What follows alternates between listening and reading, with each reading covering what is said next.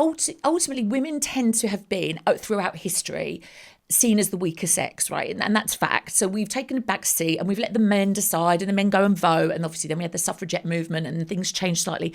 But ultimately, you have women that say, oh, I'll go and do, if there's a general election, I might go and vote. But other than that, they don't tend to get riled very much. But when you start threatening someone's children, or there is, an immediate sort of or people are uncomfortable letting their children go to school or play or just be children, then women are going to say, well, wait a minute, something's very, very wrong here and no one's listening. And that's what's happened. The sheer scale of the uprising we've seen from women has proven that there is a real problem.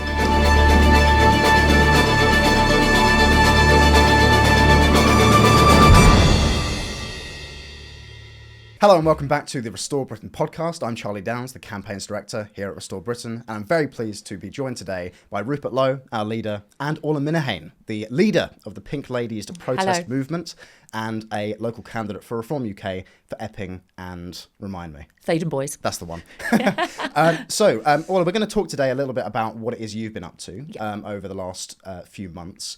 We're also going to talk about the local politics scene across the nation more generally in the wake of this news that the government is set to cancel, again, a round of local elections, which is, I think a lot of people are finding very, very disturbing, really, alongside the cancellation of jury trials. It's looking increasingly like Britain is a police state, descending into some kind of totalitarian regime. So with that, Orla, it has been reported that anti-migrant rhetoric has been under surveillance by the Home Office, and that civil servants have been trained to kind of identify this stuff, record it, and monitor individuals and organisations that they believe are posing a threat to local peace. And the Pink Ladies in Tower Hamlets have guilty as charged, included in the ranks. So, Orla, yes. Are you an extremist? I am not an extremist, no. I am just a very boring local mum and person who's worked in the city for 30 years. I have never been involved in politics. I've always been very acutely aware of what was going on locally and nationally. But I've never felt the need ever to get involved or to certainly protest. I've never been in a protest in my life. And then I joined Reform last year because I was finding the political landscape really, really disturbing. And thought, do you know what? I'm very passionate about the country. I'm very passionate about what happens to us as a civilization. I'm very passionate about my children, as I've got 3. So I thought, you know what? I'm going to stand as a local candidate, and that's what I did. After a few months of sort of being within the local community and meeting people and doing the normal things that you do in local politics, the Bell Hotel scenario erupted, and obviously that was off the back. The unrest was off the back of a child that was sexually assaulted who went to a local school. By whom? By a Ethiopian illegal migrant who had been in the country for 8 days. So comes in off the boat, gets put into the Bell Hotel, and within 8 days sexually assaulted 2 women, so a 14-year-old girl and another lady. And was subsequently released by accident, let's not forget. He was. Now, I mean, if you go back a little bit, he was arrested, he was charged, and he was incarcerated and then accidentally let out, and now subsequently he's been deported.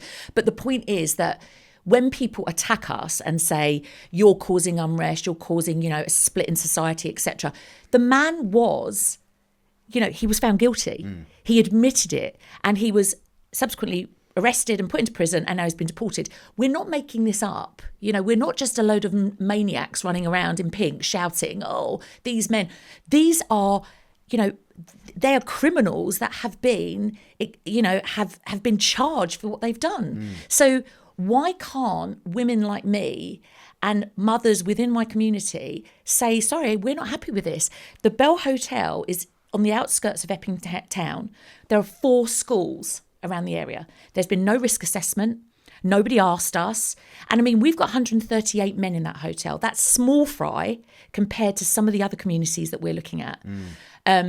Now, the Bell obviously was the centre, the epicenter, if you like, of the protests that started. And I think that what happened was that other communities around the country thought, well, wait a minute. if those ladies can stand up and wear pink, and the pink came by default, really. It was a case of, let's wear pink because it's feminine and it's, it shows unity. I did say red originally, but I thought that was a little bit aggressive. So we went for pink. The red ladies sounds the red ladies, like it was a little bit, it was a bit, and so other women in different locations around the UK started to think, well, wait a minute, these are just normal women. They're normal women with kids. They don't look like far right lunatics to me. They just look like local women who are, saying that they're not happy. So we started seeing loads of these pink lady movements starting everywhere. Well, I remember reading when you first started up that, it's one thing for blokes to be out in the streets and waving flags and all that sort of thing. But actually when the mothers and the grandmothers and the aunts are out in the street, as you say, perfectly ordinary people who would otherwise have probably no interest in politics. Absolutely. Something's wrong. Well, ultimately women tend to have been, throughout history, seen as the weaker sex, right? And that's fact. So we've taken a back seat and we've let the men decide and the men go and vote. And obviously then we had the suffragette movement and things changed slightly. But ultimately you have women that say, I'll go and do, if there's a general election, I might go and vote. But other than that, they don't tend to get riled very much. But when you start threatening someone's children, or there is, an immediate sort of or people are uncomfortable letting their children go to school or play or just be children, then women are going to say, well, wait a minute, something's very, very wrong here and no one's listening. And that's what's happened. The sheer scale of the uprising we've seen from women has proven that there is a real problem.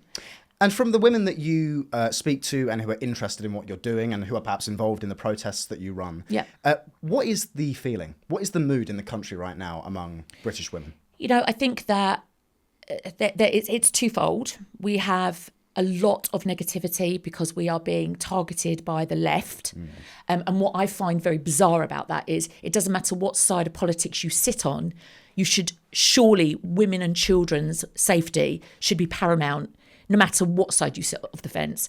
So I find that very odd.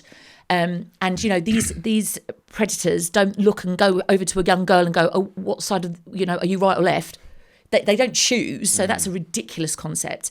But so we have that side, which is negative, and we have the stand up to racism and you're bigots and you're Nazis. No, we're not. We're just mothers. You are letting in thousands and thousands of men into this country daily. Luckily, not recently because the weather's been so bad, thank God. But, ultimately thousands of men who come from countries that don't share the same beliefs that we share, don't share the same view of women and children, and the sanctity of, how you should treat your wife or your a woman in your life. So you have that. And then you have the fact that actually the ones that are coming now are ones that have been booted out of most of the countries in Europe. Yeah. They haven't had their asylum approved, or they're criminals and they've been thrown out. And now they're coming here. So we've ended up, we're like the dustbin of Europe. And that's not, racist rhetoric. That is fact. You can't, somebody said to me the other day, if you had a tub of sweets and there was 100 sweets and you knew one was poisonous, would you let your children have one of those sweets? Of course you wouldn't. There is no difference. So why we are labelled as extreme is beyond me, because we are just women and mothers and grandmothers who are saying, this is not okay. We don't know who these men are. Well, this is what's so bizarre. It's as though the British state now exists to uphold the myths of multiculturalism. Yeah. I remember reading, it might have been Solzhenitsyn, I think that's the third time he's been mentioned on this podcast. We love him.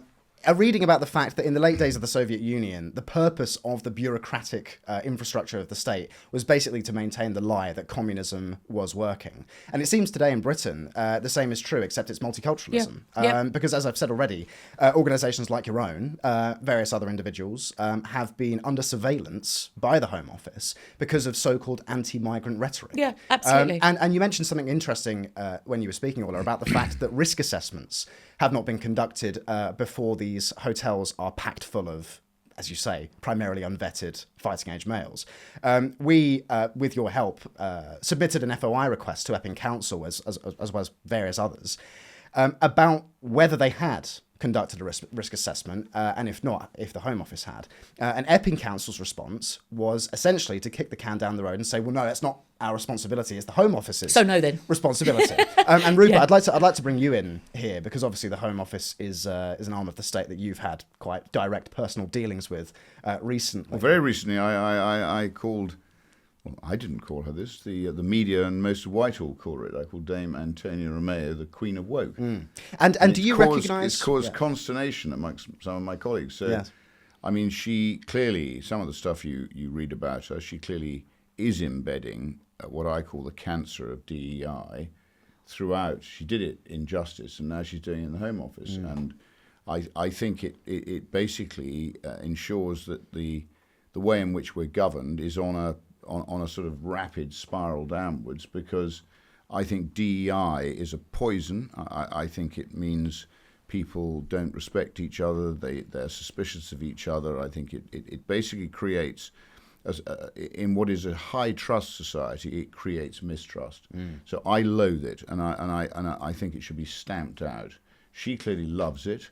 Yeah. I don't think it necessarily impacts on her. She's clearly married to a very successful husband. She's got some big jobs. She's in a position of huge power. But I think the pain that she inflicts on a lot of the people who report to her is probably almost unbearable. And hence we got some whistleblowers as a direct consequence of that interview. Yes, and at the Public Accounts Committee, which I clarified that, today, that is the primary role of the Public Accounts Committee, is to hold government to account. The permanent secretaries who are basically in charge of huge budgets and who are, in my view, wasting billions of pounds worth of taxpayers' money. And it's quite clear to me every day I'm in government, there's just so much waste, Charlie, so much unaccountability, so much wokery, so much sort of delusion. I think most of them are completely out of touch with reality. And I said in them, and I feel sorry for the taxpayers who, because of all this deficiency, have to now struggle to make ends meet. They get taxed more and more. They get regulated more and more. They get oppressed more and more. And, as we were saying earlier, we're about to see the jury trial without any vote in Parliament. Looks like they're going to try and trim that back, which I think is a disaster. We've got these facial recognition cameras going into all our towns and cities, coupled with the sort of threat of digital ID that they've now allocated a budget, I think, of 1.8 billion. That's right, yeah. Which won't be enough, but they've allocated that. No mention of it in their manifesto. And then to cap it all, it looks like they're going to now try and suspend again the county council elections, having already suspended, as I understand it, the mayoral elections. Now, so what that tells me is we're living in a society that doesn't respect democracy, doesn't respect elections, and I think, to Orla's point, listening to Orla, I think it's very interesting. The British people voted in 2016 to take back their sovereignty. They want their borders controlled. But again, what we've seen post-war is this establishment plan to destroy the nation state, to create a sort of multicultural global world. And I don't think that's what people want. And I thought it was very powerful that Orla's saying, finally, the women in that community, they feel that their community is under threat. They feel their children are under threat. We already know about the rape gangs and the Pakistani Muslim men who've been raping underage white working class girls. We're doing a lot about that. And that's the whole point of Restore Britain. We want people to actually rise up and start to take some responsibility for their own local community. And in after what happened in Epping, I'm full of praise for what everybody did. And you know what? And I don't think they should feel bad about that at all. They do, I think they should feel good about it. And I think we should, hopefully, it will be something that spreads across the country, because it's not only Epping that's having a hotel filled full, as Charlie says, of working age men with no respect for our culture, no respect for women. Yeah. They have a completely different view of women, and it always fascinates me that the Me Too movement, who seems to sort of, as we say, have this healthy dislike of white male men, and who I now think have been sort of beaten into a pulp, and as a result of that, we haven't got many men being allowed to be men, which is a tragedy, and we post about that a lot. But I don't see any evidence of them actually being consistent in following through when these men with a completely different view of the female role, they say nothing and do nothing, and they're silent. And I think their silence is damning. It is. And I mean, you know, we had a Pink Ladies demonstration, and you know what? I'd like to acknowledge the backbone that some of these women have. I mean, some of them are in their 80s, right? These are women who said to me, I can't leave this life knowing that I haven't tried my best. Even if it doesn't work, I have to feel that I've done something. We've got ladies in wheelchairs. I'm with them. Right, exactly. I'm not far behind. Great. I think right, it's great, exactly. And they're saying, you know, no, we and they'll contact me and say, when's the next protest? And I mean, you know, these are, and they're in the cold and the rain. But when we were in Chelmsford, we did an acknowledgement, and we had posters of women that have been murdered. Now, they have been murdered in the last few months. The first one was obviously Rihanna White, and that did make the media. But the others haven't made the media. So we're in a situation whereby... Well, I don't think we can rely on the media anymore. I think the media are all part of this sort of... cover up. This post-war plan to create a multicultural Britain. Yeah.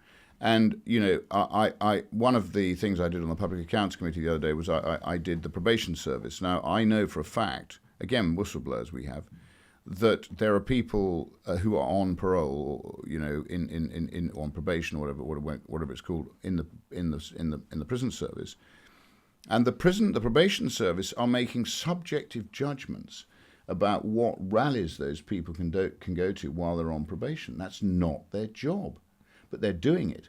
And what that shows you is that this sort of malign influence is embedded within our establishment, and it needs to be expunged as quickly as possible.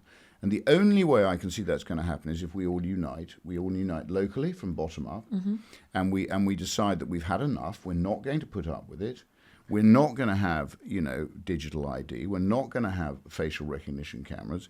We want our jury trials. We want our local elections. And as I said in the House, you know, when they suspended them last time, why don't the local councillors who aren't elected, they're no longer elected, they should waive their salaries. And yet, you know, we're talking about possibly delaying them for more than another year, maybe even 2 years. Yeah, well, it's looking like two. While they create these what I call homunculus-like unitary authorities, where if you put two pieces of deficient mass together, you just get one bigger mass of deficiency. Yeah, and this is the point, I think, is what does it say, Orla, as you just said, that 80-year-old women are feeling as though they have to. They are duty bound to stand up and speak and go out into the streets and make their voices heard. They're the ones that are the most radical. I'm sure they are. You know, you know, I've got a group of say 40 women, and they'll text me and say, "When's the next protest?" Yeah.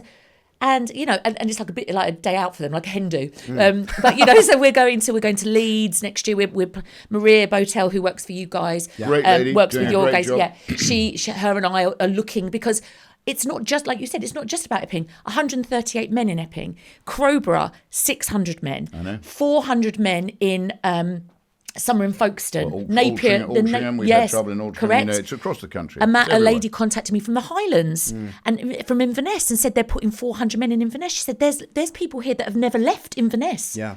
So they're terrified. Now, if you look at that invasion, which it is, but then you put aside the fact that, you know, it's because they're brown and it's nothing to do with that. They could all be white, blonde hair, blue-eyed from Iceland. We don't know what background they've come from. So put that aside for the moment. And then look at somebody who's in their 80s, who has worked their whole lives, who is now surviving on a pension, who has to pay their energy bills, who has to go to Tesco and do their shop, a lady said to me, I went to Tesco and I got to the till and my husband and I are in our 80s. We've got a very...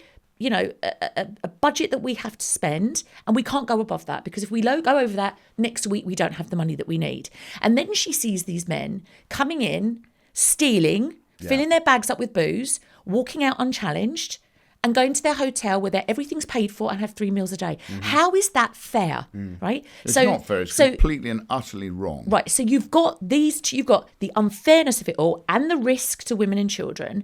So what is it? Where is this where is this adding to the community, this unity that we're all saying. There is no unity. They're not integrating. And what is the plan for these men? And would you even want them to as well? Like, these guys are dodgy, criminally minded. The Ethiopian guy that raped the girl, didn't punch, he didn't rape her, but he sexually assaulted the 14-year-old. I said, there is no way a man gets off a boat and comes and within 8 days sexually assaults 2 women without previous. He doesn't suddenly get to Dover and go, oh, I'm going to sexually assault people. He's got previous. That's probably why he's here in the first place. Yeah. So, there is proof in this. There is, that these people are being, that they are being arrested, and it has been proven that they're doing these things. It's been proven that they're stabbing to death girls who are coming out of work, and yet it's not being talked about. And the fact is, the more that it is being brushed under the carpet, and the lack of transparency around this makes people more angry and creates a much worse environment for us to live in. But this is why it's so important that the majority of us who asked, and we are still in the majority, that we fair-minded people who want our communities, we want fairness, we want a high-trust society. I'm afraid, and I say it to all my friends, that unless you fight for it, you're going to lose it. I know. So, our team, Charlie, myself, Harrison Pitt, Alistair Harrison, all of our team, we produced a very in-depth research document, because we're all told, it's impossible to deport these people, detain and deport them, because the Constitution doesn't allow it. We've actually set out in about 100 and whatever it is, 8 pages. 109, something like that, yeah. Something like that. Yeah. I don't know exactly how many, but nearly around that. We've actually set out, the reasons why the Constitution is currently a problem, how we amend the Constitution, and then practically how we deliver the deportation that's necessary. And that way, I think, if people want to do it, there is a route to doing it. There's one thing that's lacking, and that is the will of the government. Of course. And the point is, for some extraordinary reason, they seem to feel that Britain is now open to provide welfare for the world. And that's not what the British people want. It's not what they should be paying for. And frankly, they've got to stand up and say so. And I think what's happening in Epping is a fantastic example of what can be done. You did actually make a huge difference. I think you've given a lot of people a lot of confidence to do the same thing.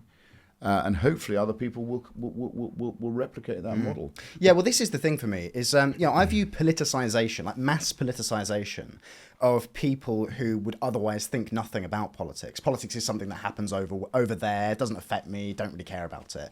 That's the proper place of government and politics, in my view. But we're increasingly in a scenario as a country where everyone is politicized. I think in a way this began with COVID, when obviously the political became unavoidable because everyone was locked in their homes, by the force of the state.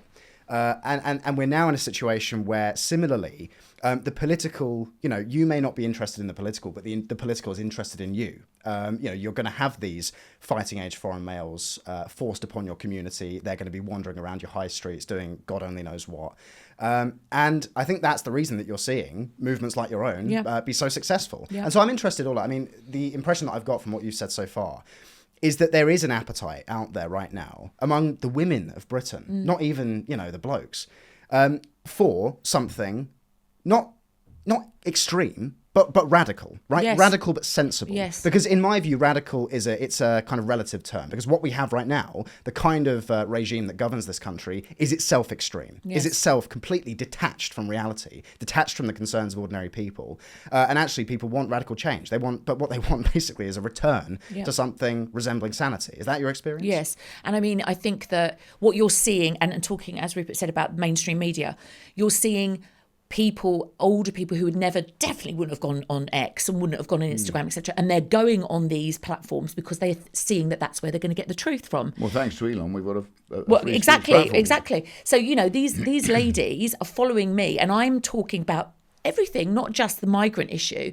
But the fact that, if you're a family and you've got 5 children and you're all on benefits, you're earning more than a midwife and a policeman who are married and trying to bring up 3 children and pay for childcare. And it's more beneficial to be on benefits than it is to work. So we're creating an economic disaster that's going to make the banking crisis look like, a walk in the park.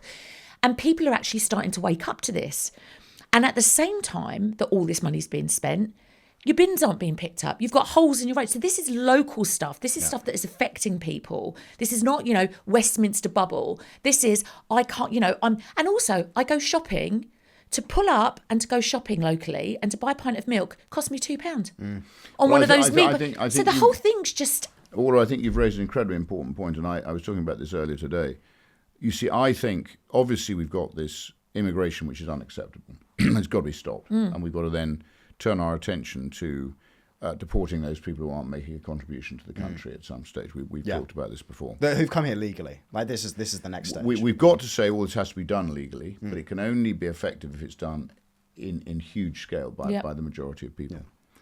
So I think what's happening, to your point, is that not only have we got these concerns and worries about our local communities being undermined, but as we are so badly governed and as we are so highly taxed, I think people are finding they haven't got enough money in their budget weekly to actually cover their cost.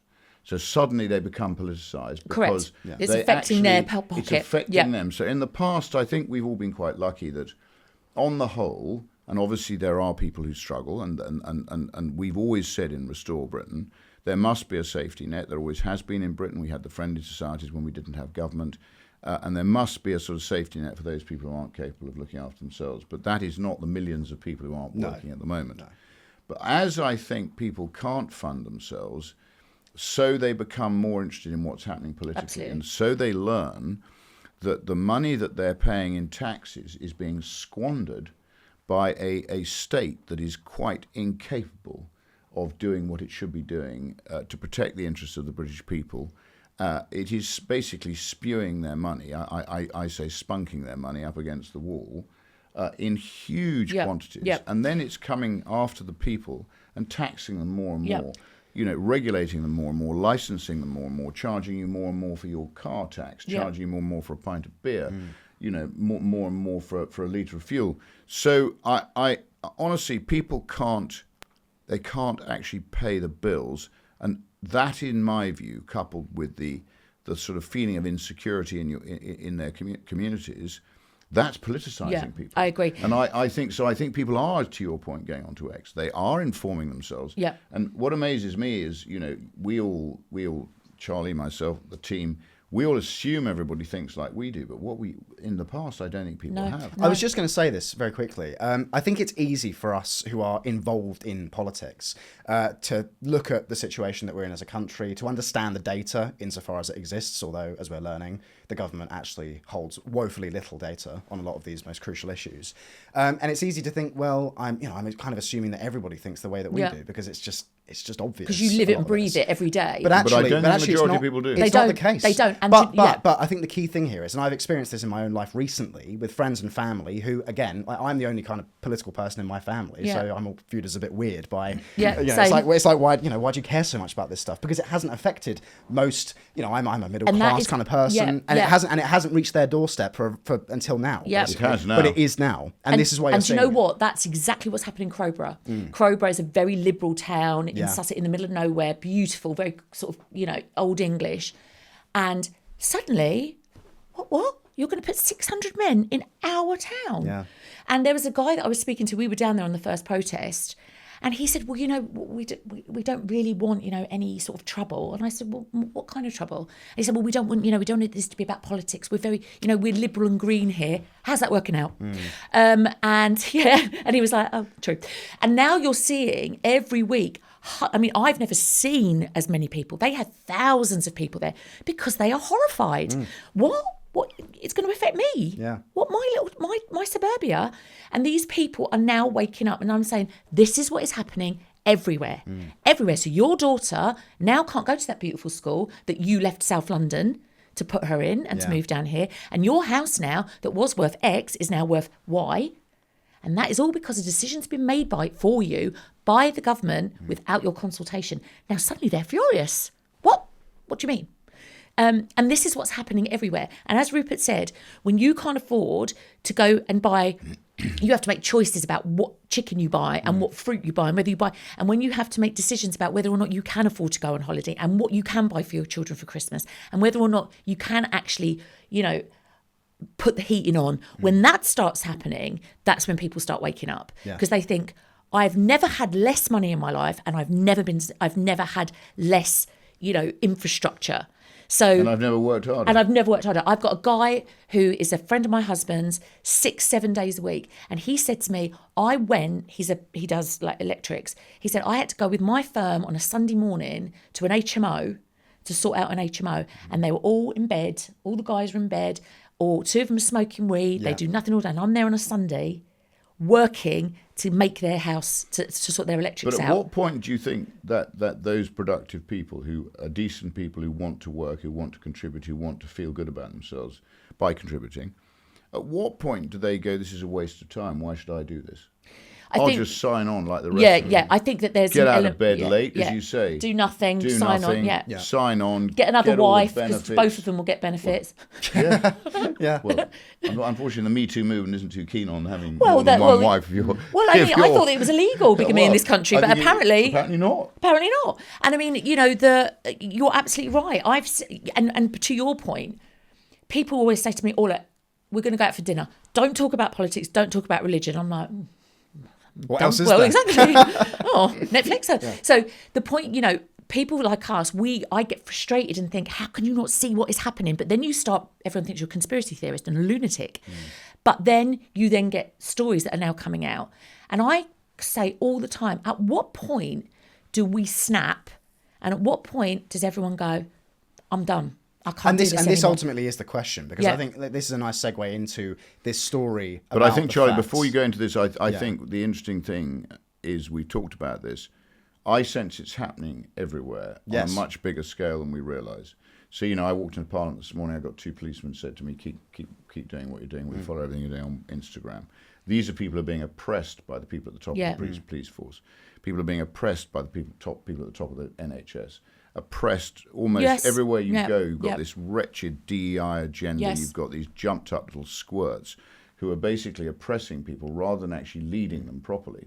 So the question is, at what point do people actually stand up for themselves? They're and frightened. I think it's happening. And the British people, again, historically, it takes a lot to change them. But I think they're on the turn. And I think, we at Restore, we love supporting what you're doing. We think it's fantastic, and I think we've built quite a good relationship with you now, and we'll go on doing that. But I think it's happening everywhere, Charlie. I think people are now realising that they're actually not well led, that Parliament is dysfunctional, that the people who are effectively elected as their representatives have no power. The power of Parliament's been undermined. They're elected representatives, as I said before on this podcast. I should be their elected God in Parliament. Nothing should happen in the country without the MPs voting on it. But no, Tony Blair's undermined that. We've now got quangos. Yes. We've got a judiciary that's been undermined. They're trying to get rid of the jury trial. Why?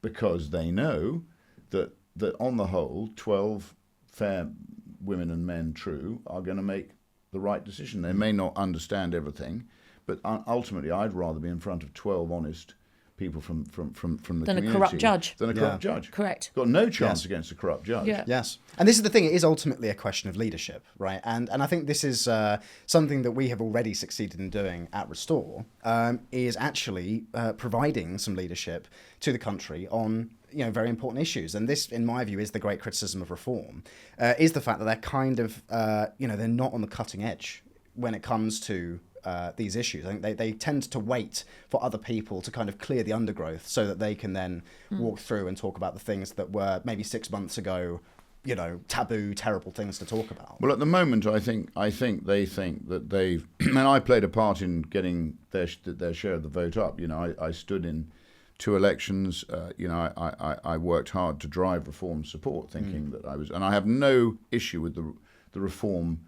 The people who actually subscribe for reform. I think there's some great people within reform, to your point. But I think maybe the leadership thinks to itself that it's got this in the bag. They're not going to say or do too much. They're just going to, on the basis that, they could actually damage their interests. Yeah. But I don't think that's what the country wants. I think the country wants people who actually are principled, who are going to make decisions. Some of them may be unpopular, but they may be necessary. And I think to sit back wait. That's yesterday's game. I think you've got to be proactive. I think you've got to tell people what you're going to do, and you've got to basically lead from the front. Yeah. And in the end, if you don't do that, I think it's not a case now of Gordon Strachan used to say to me, a good striker sometimes stands still, Chairman. I don't think now is the time to stand still. I don't think the ball's going to come to them if they just stand still. You're right. And do you know what? Talking about leaders, now, I mean, this sounds ridiculous because we're just a group of women. But I didn't wake up in July and think, oh, I'm going to be, the next, Emmeline Pankhurst. I didn't think that. But what's happened is that I'm naturally a very bossy, as you can ask my husband, very bossy leader. And when I'm still with you, though, isn't he? Well, under duress. But but the fact is that I'm so passionate about that, and these ladies, and not just ladies, the guys as well, they can see that. They can see the genuine passion, and we are not going to stand down. I don't care how many times I get called names and how much you get called names. We are going to do this, and they're behind it.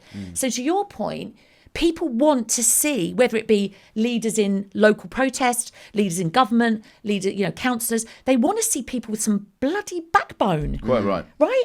Where are the people with backbone? Well, let me tell you, Orla, you'll have a badge of honour when you get called a racist by Emily Maitlis. Oh, yeah, I know. That is Can a I get badge of honour that you've got to work hard to win. I've got it. I know. I've got the colours. And again,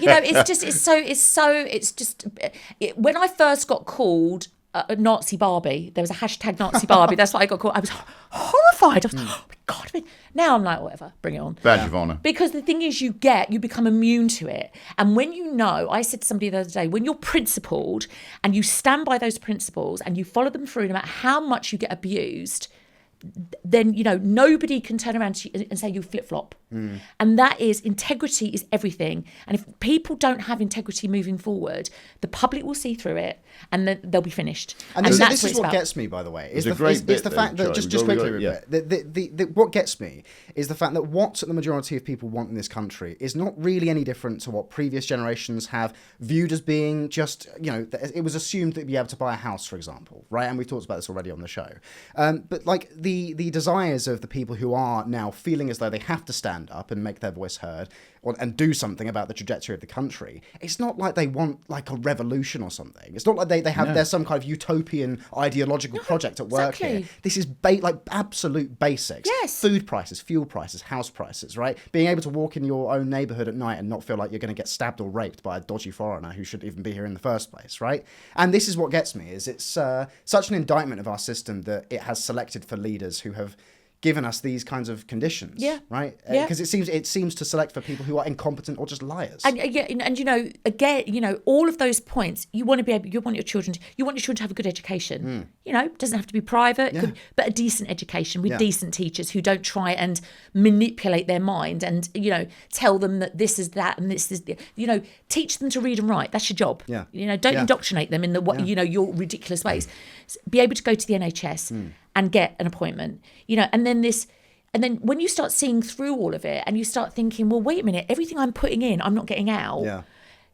As you say, generations, you just want a fair, safe environment. Yeah. I don't want to be, the Boadicea, but if I have to, then I will, right? It's a bit late for that, Orla. No, I know. Well, you know why Boadicea got angry? It was because her two daughters were raped by the Romans. That's why she stood up. Well, her children. It's a powerful symbol. Yeah. So it's a powerful symbol. Yeah. But as you know, Charlie, we like the odd film in our podcast here. So when Orla was talking about Backbone, there is a film everybody should watch about Gandhi with Ben Kingsley in it. Have you seen that film? Oh, I haven't seen it. I'm aware. Gandhi was an exceptional man, and he had a lot of backbone, and he wasn't frightened to take on the majority of people. Yeah.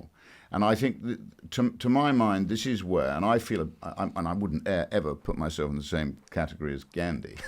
Sometimes I stand up in Parliament and I speak the truth, and I feel like I'm a sort of lone prophet in the wilderness because I don't think they've seen the truth there for years. And it does take a lot of fortitude to stand up against the majority. Yes, it does. But let me say, the majority is usually wrong. Yeah. Well, this is the crowd is usually wrong. Yeah. The committee is usually wrong. And individuals need to believe in themselves, and if they don't think something's right, now is the time to stand up. I think. Yeah. Don't you think? Yeah, absolutely. Yesterday there was a big article. There was an article in the Mirror and then some other media about Lenny Henry, the most unfunny man ever, but whatever. And Paloma Faith and Charlotte Church and all these people that are now trying to be relevant again. Uniting against the far right. Correct. Whatever that even means. We want everyone. We want unity and we want love and we want all these lovely things. So do I. So do I don't want to be, shouting and ranting and raving all the time. I want those things as well. But, when you're sitting in your house in Hampstead and you've got, Waitrose delivering your food and you don't have to go down to the supermarket and your kids go to a private school and, then you can. Why don't you take some of those guys into your house then, Paloma, right? Instead of us paying £40,000 a head, take some into your house. But no, the Garys, all these, you're putting Gary flags Lineker. up. Yeah. Oh. And the other one, you're putting flags up. Yes, because once again, why are people not proud of the country they're living in?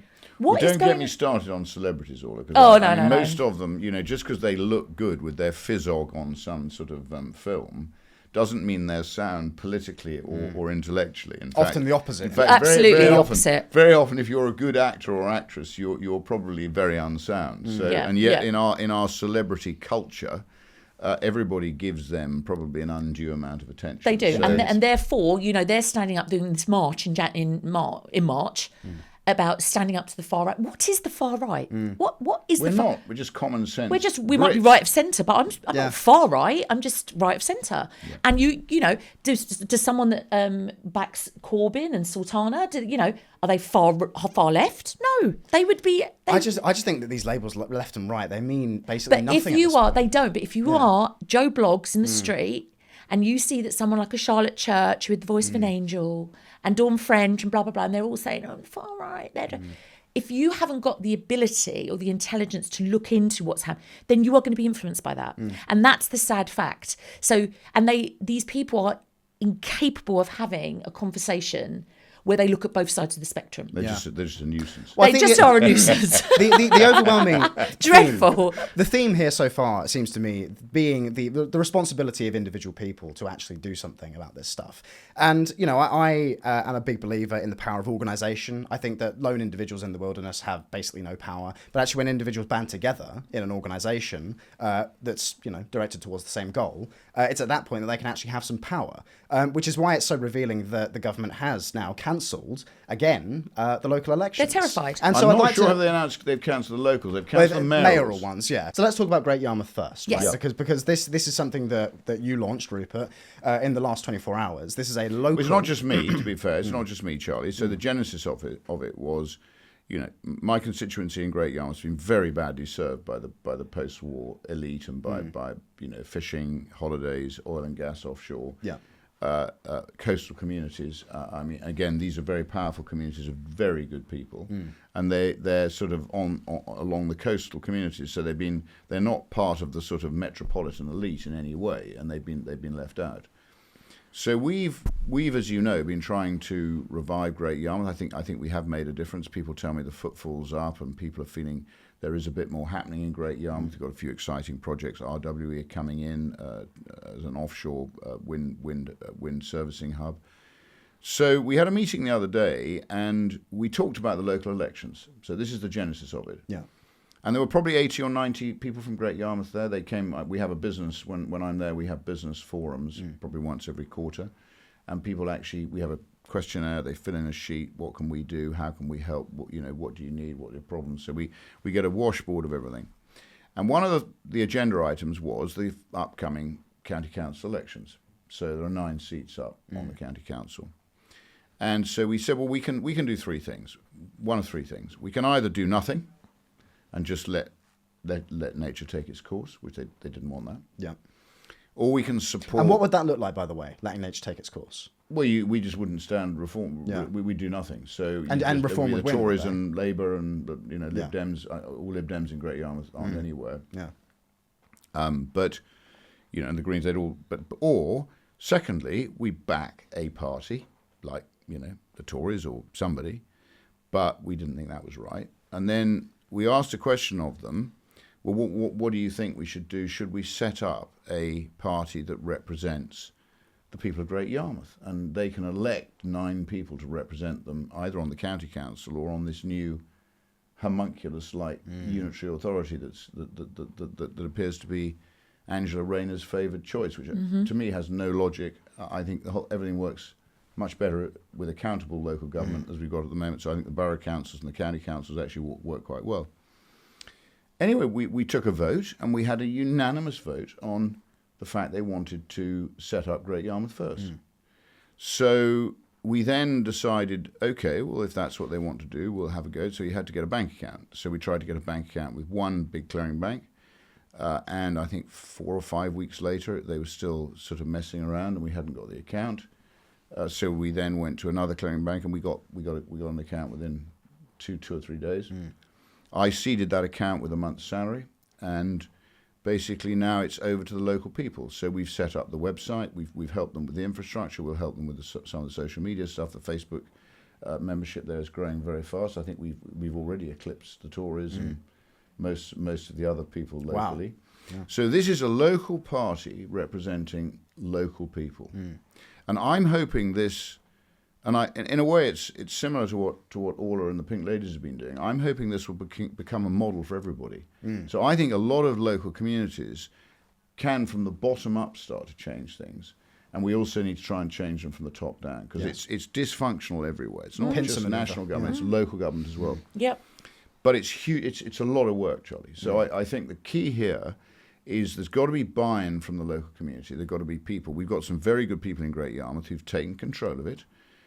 They are going to find the candidates, pick the candidates, and hopefully local businesses who come to us and ask us for help and advice, they'll step up to the plate, either in person, because as I think I said last time, I'm beginning to think what we need in national government is some people who know which way is up and know how to run a business and know how to make sensible decisions, understand logic, common sense, and basically that 2 and 2 makes 4. And it's them making their money, not a government spending other people's money, which is always very dangerous. So that was the genesis of Great Yarmouth first. It has to be separate from our parliamentary office, obviously, because my parliamentary office runs the constituency and deals with all of our constituency work, our casework, which we're I think. I'm proud to say we're pretty efficient at that, I think, now, and credit to everybody, John Whedon and Jess and Lewis, who is in the office there. They're very good at it. So, but now we've got a committee, we've got people who are fired up to do this, and it's almost like I think we've lit a fire in our local community of people who actually want to do this. It's empowerment. They feel when empowered. You empower people and when they get enthused by it, I think you actually then get results. Yes. So my view is that they are now.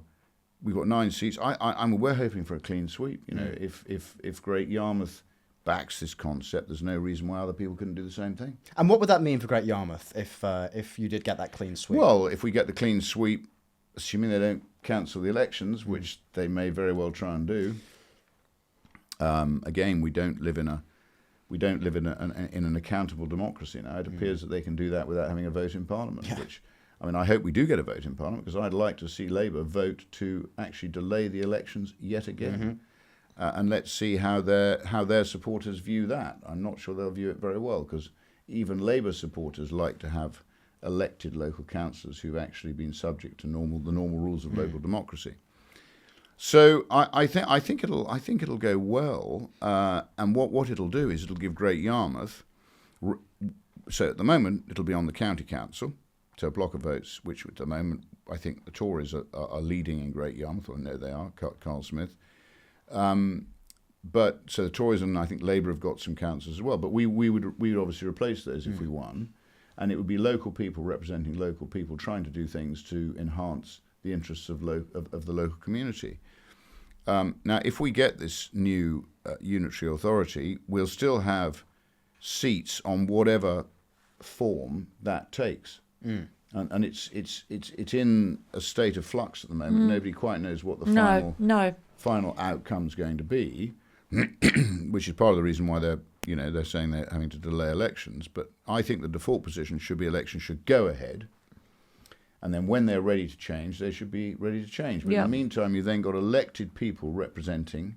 And ready to go. Yeah. So essentially, Great Yarmouth would become Great Yarmouth Council, run by Great Yarmouth. Well, at the moment we've got Great Yarmouth Borough Council. But it would be These aren't borough council elections. I mean, the borough councils, I understand, it will disappear. Yeah. When this new creation, which I think is a devolution bad or whatever idea, it's called. Yeah. Well, certainly not devolution. It's more like aggregation. Oh. Needs to be. Yeah. And a lot of these councils, as you know, are hugely indebted. Yeah. Quite how they've got so indebted, one doesn't fully understand. But like all government departments, they don't seem to be subject to the same laws of logic and discipline, which we all are. Bizarre. As you know, if we don't, I mean, today I was doing the DWP. I mean, that their accounts have been qualified for the last 37 consecutive years. We, as I said at the meeting, if I ran businesses that had qualified accounts for 37 years, the chances are I'd have been banned from being a director, and I might even be in prison. So the government is not accountable to the people in the same way that people are accountable to the government. So I think we need to start changing that bottom up, and we need to start changing it top down. And this is the start. And to our point, if we're all right, and people do want change and are prepared to fight for it, this is a model that can be rolled out across the country, and I think it'll have a huge impact. Well, this is what's so frustrating is I read a very funny article in The Guardian yesterday in the wake of these rumours that Reform and the Conservative Party are looking at doing some kind of pact or coalition or agreement of some sort. And this Guardian article said, if there's one thing that the right is good at, it's uniting. And I read that and I was like, you don't understand the British right, because my goodness, if only we were good at uniting. They all scrap for position, Charlie. Yeah, and this is what really bugs me is it should be about issues, and it should be about the national interest. It shouldn't be about personalities and egos and parties and this sort of thing. And so I like, I like what it is you're trying to do in Great Yarmouth, because it does seem to be that you're putting issues first. And, well, I think and credit and to the people of Great Yarmouth, because it's not going to mean it's not going to mean they can just sit back and relax. They've now got to work for this, and I think it's a good thing. And this is the thing: it's about what they've got vested interest, and the people in Great, they want to see their community thrive. They want to see their businesses thrive. They want what's best for their children, their local environment. So they're going to work for it. Yeah. And nobody and back to your point about having them, a county, not county council, would be like regional councils or whatever they're going to call them. What is good in Epping Forest, for instance, which is part of Essex, isn't going to be the same kind of needs as Basildon or Southend. It's all very different culturally, very different economically. The landscape's different. So how can you have one group, essentially, or managing that for everyone? You can't. The only people that can really manage communities are the community. And that's a fact. And, having a dictatorship tell everybody across the UK what's good for them is never going to work. And that's what we're seeing now. Essentially, that's what we're seeing. Rupert, we've had some, supporters of ours ask, well, you've launched Great Yarmouth first. Why not just launch a national party? Do you want to address that? Well, we get this, Charlie, every week, don't we? Or we every time. I mean, there are people who think we should link up with various other parties. We should go back to Reform. We should. Which again, I don't take kindly to people trying to send me to prison, as you know. So, with no basis to going there. So I think the answer is, I think we've answered it today. I think we need to be a movement that unifies, and I think unifies everybody in a common purpose of getting their country back. Yeah. And I think when the path to either a party or to power becomes clear, either we can lead that path, or if somebody sensible offers a better opportunity of getting there, then we can support them. Yes. So I think it gives us the power to unite, not divide. And this is and to your point, the right isn't good at uniting. No. Whereas a movement unites. I don't at the moment have the answer to how the cards are going to fall, but my instinct is the British people, as they sometimes do, are in a very febrile mood. Yes. And I think they are beginning to question what's happening to their country. Yeah. And when the British people do that, you need to watch out, because they're much slower to react than the French, who get the guillotine out and start chopping people's heads off. The English are very considered, they're very decent, But when they get angry, when the Saxon begins to hate, very stubborn, and they don't give up. I think. yes. Absolutely. I hope. Well, I say, hope. That's what I'm hoping. I Charlie. say to many people, when they say to me, "Oh, protesters are traditionally masked men," and I say to them, believe me, you do not want to mess with an East Londoner, where an East London lady that's moved out to Essex is wearing pink, because they are fierce, and I wouldn't put anybody up against them. And it's passion, and as to Rupert's point, don't underestimate the passion of the British people, because they will tolerate and tolerate and tolerate, and they will queue and they will do all these things. But when, push comes to shove and they feel threatened, their fundamental well-being and the well-being of their families threatened.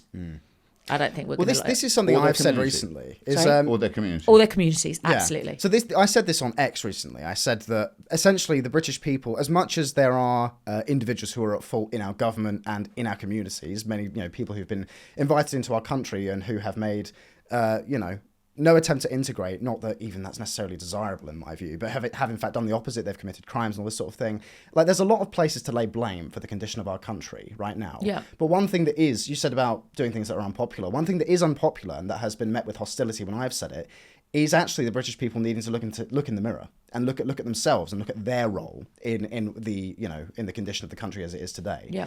Because we have been docile, we have been complacent. I think we have been weak as a people. Yep. And until, as you say, Yep. The British remember who they are. Yep. Who we have been historically, I think things are only going to get worse. Absolutely. And so it is heartening to see so many people actually having a bit more of an appetite for something radical. Well, I'm worried that we're soft, Charlie. I think we've gone soft, and I think we owe... We've been made that way, though, I think. But we owe a lot of thanks to the people who died for our freedom and for the freedom of Europe in 2 world wars in Europe. Well, before that, at Waterloo, to free Europe from Napoleon. So it's usually the French or the Germans who like to conquer other people's countries. We tend to want to trade with them.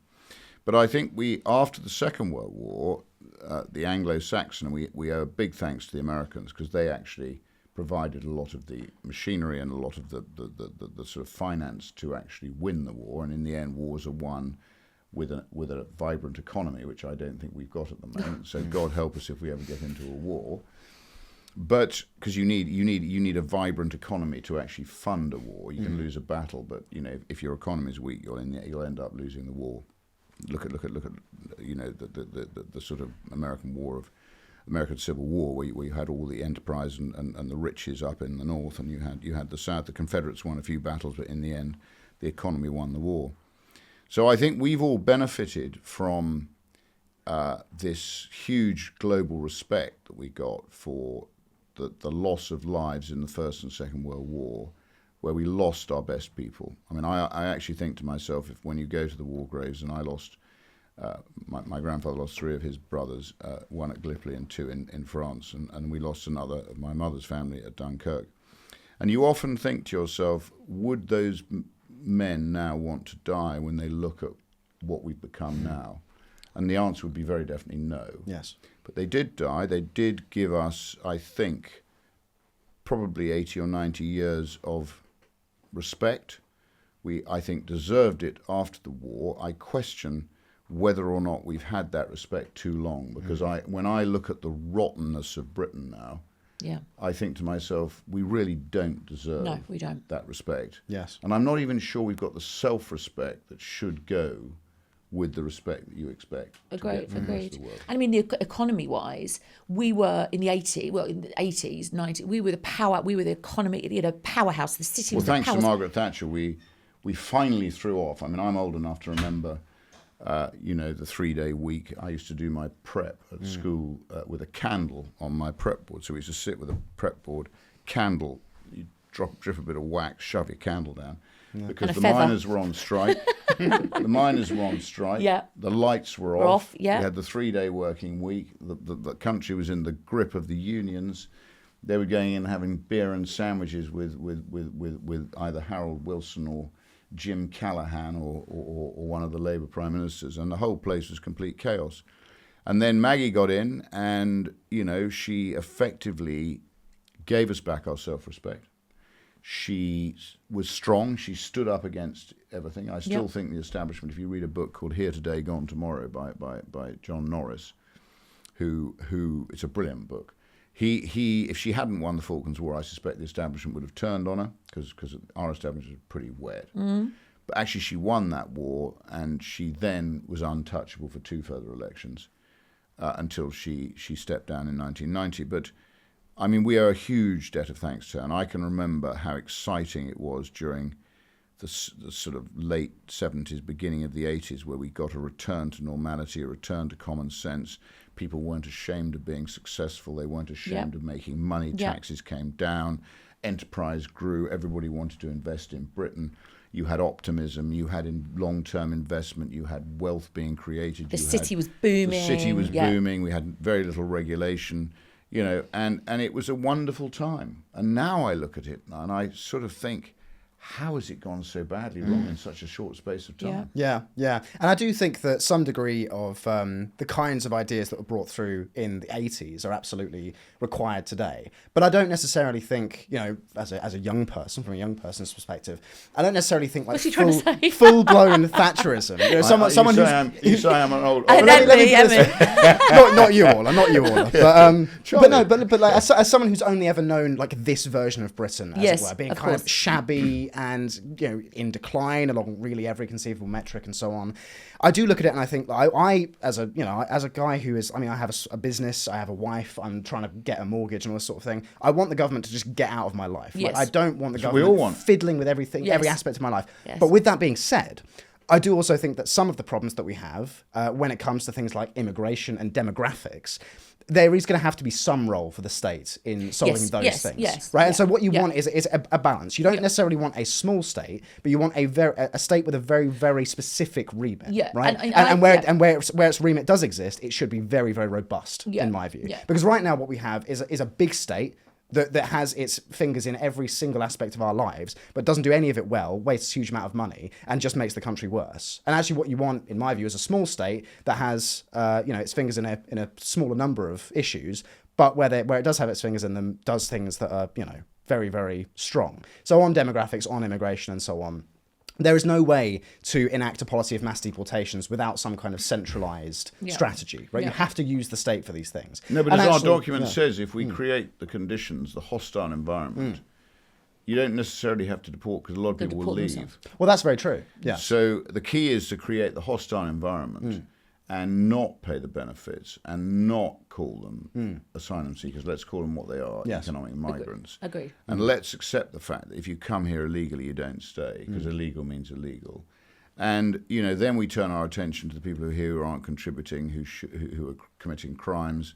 We need to start getting tough on them as well. Yes. But with a will, Charlie, you'd be amazed. It's like Thatcher. When you were looking at the unions running the country, and it was a sort of, red robber in Liverpool destroying, all our enterprises up there, you thought, well, there's no way back from this. But actually, if you get the catalyst, suddenly it changes very quickly. Absolutely. Look at the States. And I think it can change if we pursue what we said in that document. Because bear in mind, these people have travelled over multiple safe countries, so actually there is no logical or no fair reason for them to be here. Yes. I actually do think it's part of a plan to punish us for voting for Brexit. So it's a punishment of this socialist Europe, which thinks it can effectively, if you like, subjugate us into pleading to return to the wretched socialist which is European what someone's Union, trying to do now. Which is what Ed Davey speaks about every week, and which what I think the Fabian Pabloist Haldane Society, Keir Starmer, would love to see a sort of mass headlong run into the hands of socialist Europe. Centrally planned, protectionist, sclerotic, dying socialist Europe. Yeah, that's what they all want. That's their nirvana. That's not the answer. I agree. Yeah. And I mean, if you look at leadership, love him or loathe him, look what Trump's done to the States. He has said, I've been voted in, I am going to do this, and he's done it. Now, whether or not, whether, again, if you're a fan or not, he was voted to do something which he is now delivering. And ultimately, that's what we need here. Yes. Maybe not him per se, Well, but he's decisive. Decisive. But he was voted in to do a job, and that is the job that he is doing. Correct. It took him one go to learn. He and did, now but he's learned. I mean, but he is doing it. He's doing it, and I mean, he said, "Make America great again," and that is what we need to do here. So on the topic of decisive leadership, then we've got some questions from supporters here, and this one's for you, Rupert. Why do you think it is that more MPs don't sign your motions? Well, I honestly don't know, Charlie. I mean, I sign their motions. I mean, I'm working with Rosie Duffield and a group of other people, including Sarah Pochin, who's from Reform, on this ridiculous puberty blocking business, which I think is vile, unbelievable. And I can't for the life of me. You saw we've been talking about that, and I'm in this group of MPs who are standing up on that. So there is some movement there. But, the EDMs, we started doing them and everyone said, oh, we don't do EDMs. Now more and more of them are doing their own EDMs. And to be fair, some people are signing our EDMs, the Northern Irish. There's a solid block of them. We've got a block of Tories. We've got a block of particularly young Tories and sound Tories who are signing our motions. We get very little from Labour, although, there are one or two who have supported. On the digital ID, there was a couple, wasn't there? Yeah. So, I mean, again, it's I think quite a powerful statement for the House to say, this House believes that, but it's not something people had used in the past. And I mean, you'll have to ask the people. I don't understand. If I think somebody's either moving a sensible EDM or proposing something sensible, I support it. I don't care whether they're Green, Lib Dem, whether they're Labour, whatever they are. If what they're proposing makes sense, I'm happy to support it. Yes. Whether they want me on the ticket is another matter. You'll do it anyway. I mean, but I'm an MP. I'm an independent. As you probably see, some of the Muslim independents who I get on very well with at the back of Parliament. Some of them are very clever guys. I mean, they don't always agree with me. I mean, they dislike my views on halal slaughter. I'm sure. Yeah. They don't like my views on mass deportation. But on some things, I mean, on Rosie Duffield's thing, Iqbal Mohammed is supporting it. Yes. So we do agree, and I think, there is probably more of a collegiate agreement between the independents than there is arguably between the partisan parties who have the whip to consider. Yeah, yeah. And they're petrified that the sort of centrally planned Politburo of the Tory party, the Labour Party, the Lib Dems, the Greens, the SNP, whoever, they're much more constrained than I am as an independent. So that is the answer to the question, really. Yes. But I think certain people have signed my EDMs. I sponsored one of Robert Jenrick's, and he's signed some of mine. So I think it's changing. I think it's something people weren't used to doing. Yes. And now they've become used to doing it.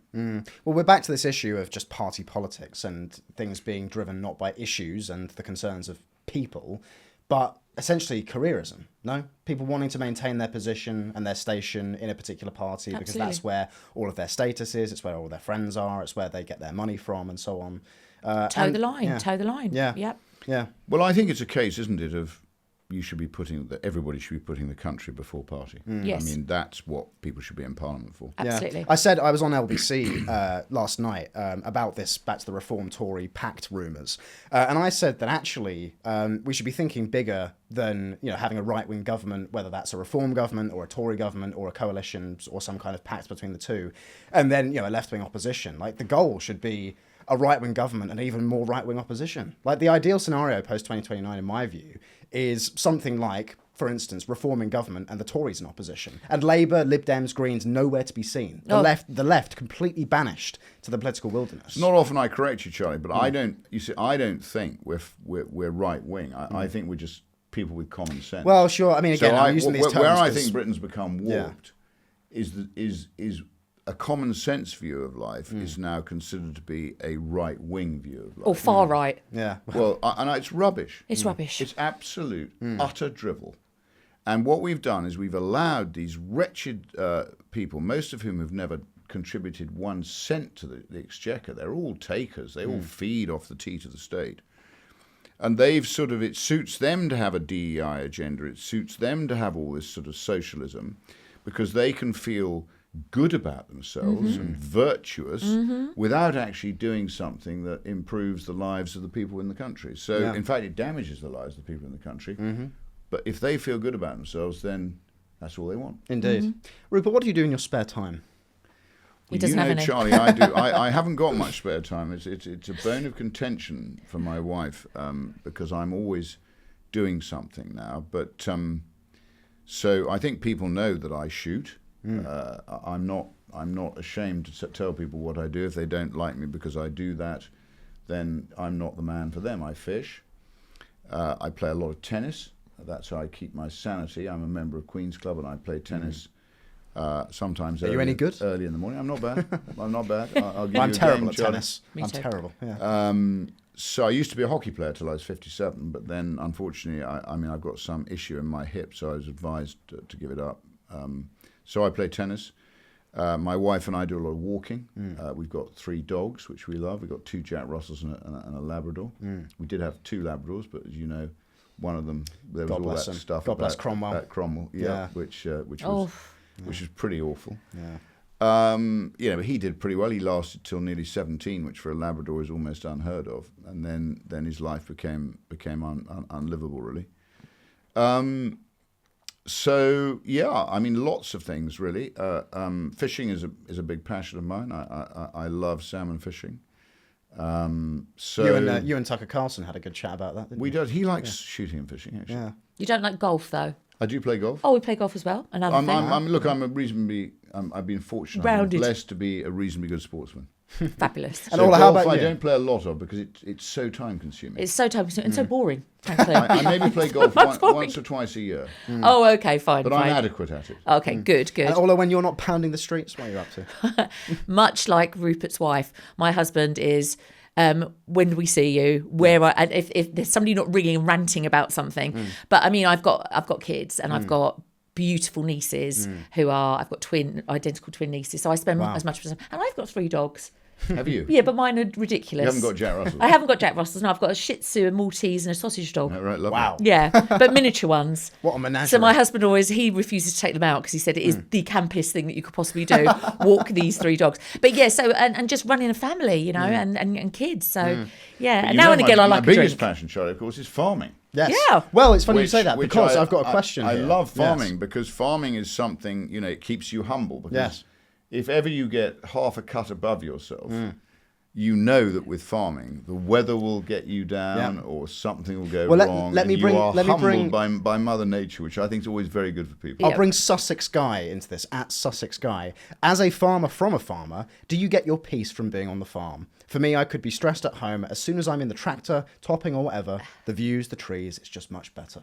Absolutely right. So walking my crops at this time of year, I'm away most of the week now, which is irritating. But when I get back to get my farm clothes on and go for a long walk with the dogs, look at the crops, check to see whether there are any slugs eating the wheat or whether we've got any disease coming, whether we need to spray it, and then just walking around the farm, looking at everything, I love it. Yes. And to his point, if I have time to, I have got my tractor with a topper on.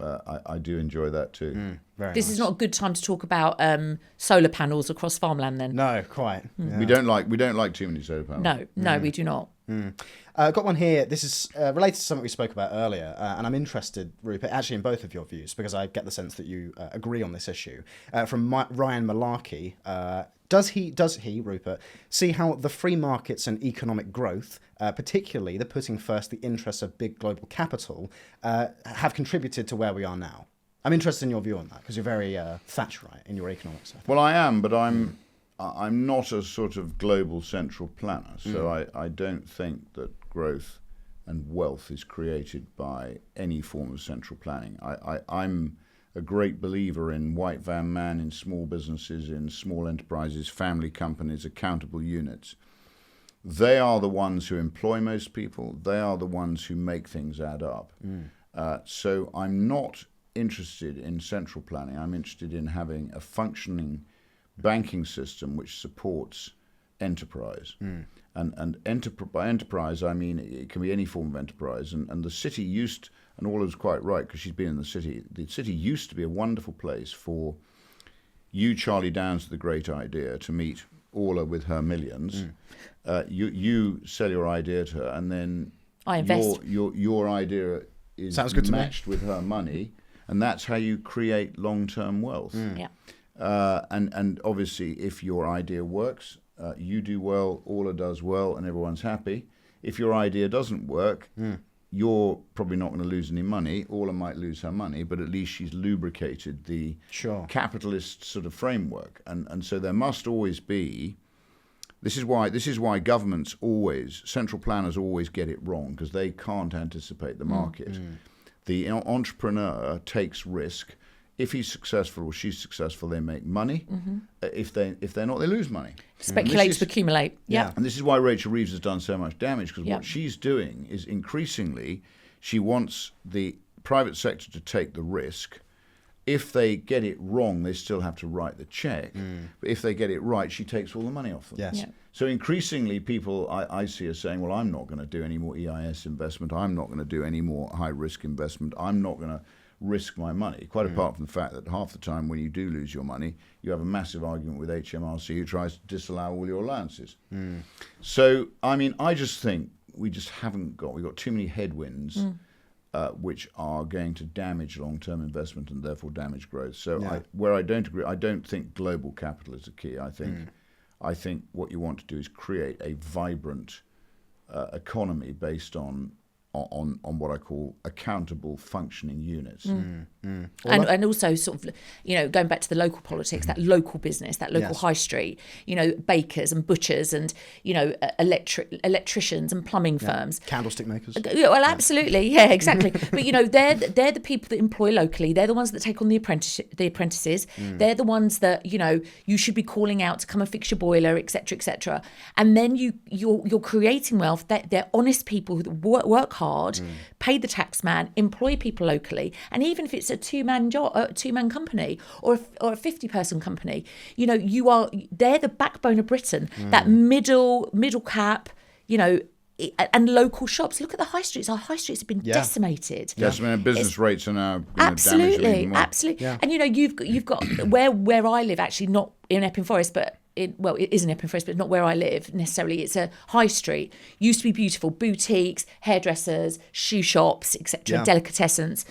They are all closing down. Half the street is empty because they can't afford the business rates. So how does that work? So you'd rather have a shop empty with people unemployed, not making any money from the business rates, not making any money for the landlord, and just turning into a ghost town. It's bizarre. This is what I mean, by the way, when I say that, like, the desires of most people are not kind of radical and unreasonable, because again, for me, I went to the Lake District earlier this year on my honeymoon, actually, and I was walking around some of the towns. So it's obviously a very kind of, it's a very wealthy, beautiful area. Walking around these towns, and I was just sort of, mouth agape at the fact that, oh my goodness, there's a butcher's on the high street. Oh wow, there's a baker's. Because it's here. local, and it's like, and it's just such like the idea that that's somehow like amazing. It's just such a downing indictment. Because when I go back to my hometown where I grew up, my goodness, it's like I don't know what it's like. It's like post-apocalyptic. That's why I always, and I encourage people to do so. If you can shop locally, shop locally. Yes. There's a little hardware shop where I live, and if we need something, we'll go there rather than being queue.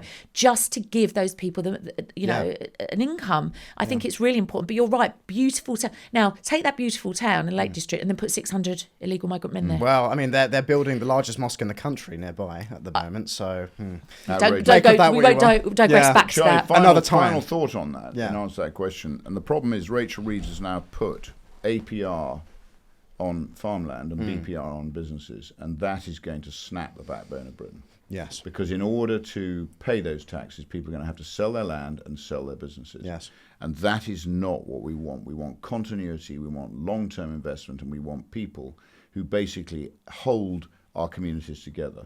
We don't want people being forced to sell their farm to BlackRock. Yes. Our friend Larry Fink, Indeed. who came up in the last one. Yeah. or their businesses to some sort of public company that's going to mop them up and not understand the importance of and I the think people who work that's for them. what those people who are skeptical of like your economic positions, for example, skeptical of Thatcherism and so on, that's what they are going to want to hear, because when a lot of young people especially, again, when they hear talk of capitalism and the free markets and all that sort of thing, what they hear, and this is the case for myself, is greed. What they hear is greed. Yeah. What they hear is big business Yeah. coming into their town and hoovering up all of the land, all of the housing, all of the businesses, and like my high street in my hometown, it's like McDonald's and Starbucks and KFC, and it just looks identical to every other And charity high shops. street and charity shops, and then dodgy like vape shops and barbers and all the rest of it. We've got a The few of those usual. in Great Yarmouth. Indeed, right? And that's what There's a lot of hair people. to be cut. Yeah, well, Orla, thank you very much for Pleasure. joining us today. Thank you It's so been a much real for having pleasure. me. Rupert, thank you as always. And, Well done, Charlie. You're a very, very good host. A very I good host. appreciate You're it. like Don't you Michael think? Aspel. Oh, stop it. You wouldn't know who he is. No, I don't. No, I know the name. Yeah, my head is expanding. Anyway, thank you very much all for joining us, and we will be back with you again next week.